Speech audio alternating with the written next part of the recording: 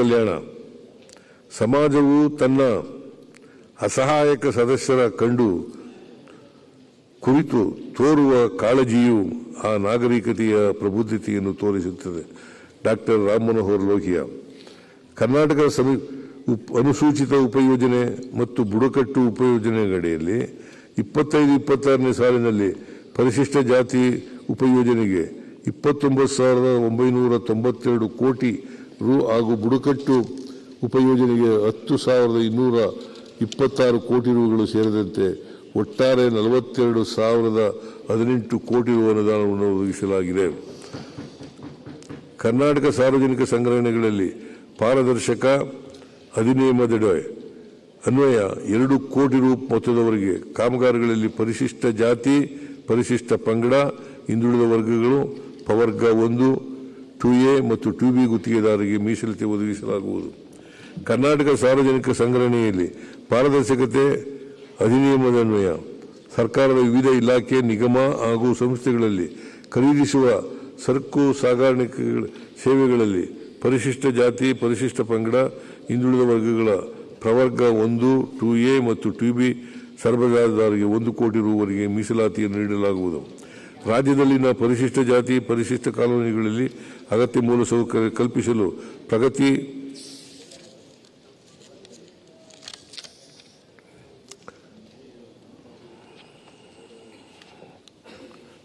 ಪ್ರಗತಿ colony ಯೋಜನೆಯಡಿ 2024-25ನೇ ಸಾಲಿನಲ್ಲಿ 559 ಕೋಟಿ ರು ವೆಚ್ಚದ ಅಭಿವೃದ್ಧಿ ಕಾಮಗಾರಿಗಳನ್ನು ಕೈಗೊಳ್ಳಲು ಮಂಜೂರಾತಿ ನೀಡಲಾಗಿರುತ್ತದೆ. 25-26ನೇ ಸಾಲಿನಲ್ಲಿ ಈ ಕಾಮಗಾರಿಗಳನ್ನು ಪೂರ್ಣಗೊಳಿಸಲು 222 ಕೋಟಿ ರು ಒದಗಿಸಲಾಗುವುದು.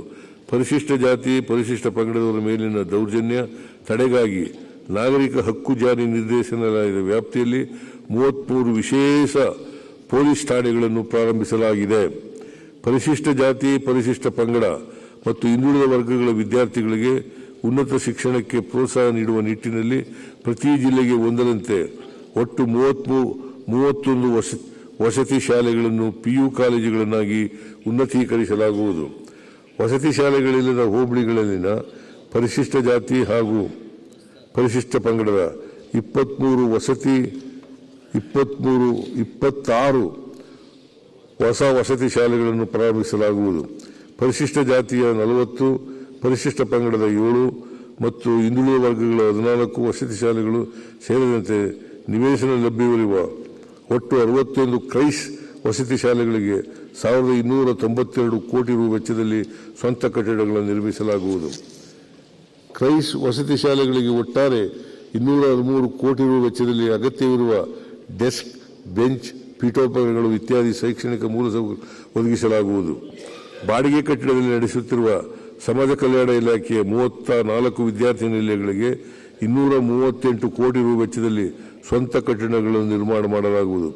ಸಂವಿಧಾನ ಶಿಲ್ಪಿ ಡಾಕ್ಟರ್ BR ಅಂಬೇಡ್ಕರ್ ಅವರು ಅಧ್ಯಯನ ಮಾಡುವ ಲಂಡನ್ ಸ್ಕೂಲ್ ಆಫ್ ಎಕನಾಮಿಕ್ಸ್ ಮತ್ತು ಕೊಲಂಬಿಯಾ ವಿಶ್ವವಿದ್ಯಾಲಯಗಳಲ್ಲಿ ವ್ಯಾಸಂಗಕ್ಕೆ ಆಯ್ಕೆಯಾದ 2 ವಿದ್ಯಾರ್ಥಿಗಳಿಗೆ ಡಾಕ್ಟರ್ BR ಅಂಬೇಡ್ಕರ್ ಫೆಲೋಶಿಪ್ ಯೋಜನೆಯಡಿ 1 ಕೋಟಿ ರು ಅನುದಾನ ಒದಗಿಸಲಾಗುವುದು. ಪರಿಶಿಷ್ಟ ಜಾತಿ ನಿರುದ್ಯೋಗ ಯುವಕ ಯುವತಿಯರಿಗೆ fast food truck, trailer, mobile, kitchen food kiosk ಸೌಲಭ್ಯಗಳನ್ನು ನಿಗಮಗಳ ಉದ್ಯಮಶೀಲತಾ ಅಭಿವೃದ್ಧಿ ಯೋಜನೆಯಡಿ ನೀಡಲಾಗುವುದು. ನಿರಾಶ್ರಿತರ ಮಾನಸಿಕ ಸ್ವಸ್ಥತೆಗಾಗಿ ಬೆಂಗಳೂರಿನ ನಿರಾಶ್ರಿತರ ಪರಿಹಾರ ಕೇಂದ್ರದಲ್ಲಿ ಮಾನಸಿಕ ಆರೋಗ್ಯ ಕೇಂದ್ರವನ್ನು ಸ್ಥಾಪಿಸಲಾಗುವುದು.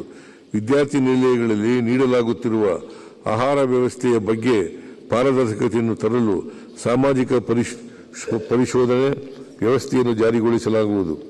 ಬಂಜಾರ ಸಮುದಾಯದ ಪ್ರಮುಖ ಧಾರ್ಮಿಕ ಸ್ಥಳವಾದ ದಾವಣಗೆರೆ ಜಿಲ್ಲೆಯ ಸಂತ ಸೇವಲಾಲ್ ಪುಣ್ಯಕ್ಷೇತ್ರ ಸೂರಗೊಂಡನ ಕೊಪ್ಪದಲ್ಲಿ 1 ವಸತಿ ಶಾಲೆಯನ್ನು ಕ್ರೈಸ್ ವತಿಯಿಂದ ಪ್ರಾರಂಭಿಸಲಾಗುವುದು.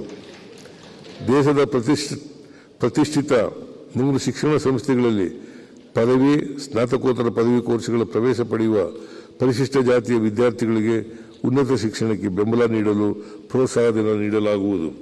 ಕರ್ನಾಟಕ ಅನುಸೂಚಿತ ಜಾತಿಗಳ ಹಂಚಿಕೆ ಮತ್ತು ಬುಡಕಟ್ಟು ಉಪಹಂಚಿಕೆ ಅಧಿನಿಯಮ 2013 ಅನ್ವಯ ಪರಿಶಿಷ್ಟ ಜಾತಿ ಪರಿಶಿಷ್ಟ ಪಂಗಡಗಳ ಸಮಗ್ರ ಅಭಿವೃದ್ಧಿಗಾಗಿ ಹಂಚಿಕೆ ಮಾಡಿರುವ ಅನುದಾನದ ಬಗ್ಗೆ ಮೌಲ್ಯಮಾಪನವನ್ನು ಮಾಡಲಾಗುವುದು. ಪರಿಶಿಷ್ಟ ಜಾತಿ ಪರಿಶಿಷ್ಟ ಪಂಗಡ ಮತ್ತು ಹಿಂದುಳಿದ ವರ್ಗಗಳ ಸಮಸ್ಯೆಗಳ ಬಗ್ಗೆ ವಿಧಾನ ಮಂಡಲ ಅಧಿವೇಶನದಲ್ಲಿ ವಿಶೇಷ ಚರ್ಚೆ ನಡೆಸಲಾಗುವುದು. ಸರ್ಕಾರಿ ಮತ್ತು ಖಾಸಗಿ ಮೆಡಿಕಲ್ ಇಂಜಿನಿಯರಿಂಗ್ ಕಾಲೇಜುಗಳಲ್ಲಿ ವ್ಯಾಸಂಗ ಮಾಡುತ್ತಿರುವ ಪರಿಶಿಷ್ಟ ಜಾತಿ ಹಾಗೂ ಪರಿಶಿಷ್ಟ ಪಂಗಡ ವಿದ್ಯಾರ್ಥಿಗಳು ಅದೇ ಕಾಲೇಜಿನ ವಸತಿ ನಿಲಯಗಳನ್ನು ಪ್ರವೇಶ ಪಡೆದಿದ್ದಲ್ಲಿ ಅವರಿಗೆ ವಸತಿ ನಿಲಯದ ವೆಚ್ಚವಾಗಿ ಪ್ರತಿ ಮಾಹೆ 3,500 ರೂಗಳನ್ನು ನೀಡಲಾಗುವುದು. ಪರಿಶಿಷ್ಟ ಜಾತಿ ಪರಿಶಿಷ್ಟ ಪಂಗಡ ಸಮುದಾಯದವರು ಹೈನುಗಾರಿಕೆ ಕೈಗೊಳ್ಳಲು 2 ಎಮ್ಮೆ ಹಸುಗಳ ಘಟಕ ವೆಚ್ಚದ 50% ಅಥವಾ ಗರಿಷ್ಠ 1.2 ಲಕ್ಷ ರು ಸಹಾಯಧನವನ್ನು ನಿಗಮದ ಮೂಲಕ ನೀಡಲಾಗುವುದು.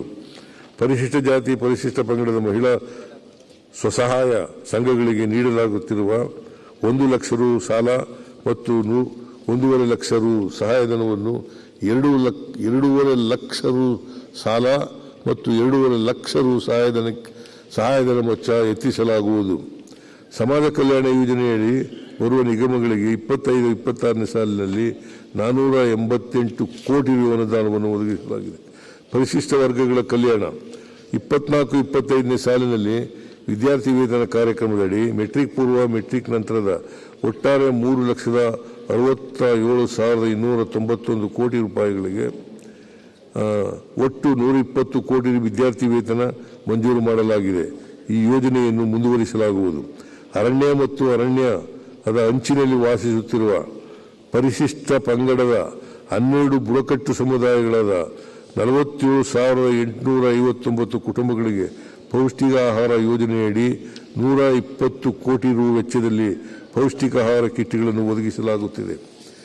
ಬುಡಕಟ್ಟು ಜನಾಂಗದ ಶೈಕ್ಷಣಿಕ ಉದ್ದೇಶಕ್ಕಾಗಿ ಸ್ಥಾಪಿಸಲಾಗಿರುವ 78 ಬುಡಕಟ್ಟು ವಸತಿ ಶಾಲೆಗಳಲ್ಲಿ 2025-26ನೇ ಸಾಲಿನಿಂದ 7ನೇ ತರಗತಿಯನ್ನು ಪ್ರಾರಂಭಿಸಲಾಗುವುದು.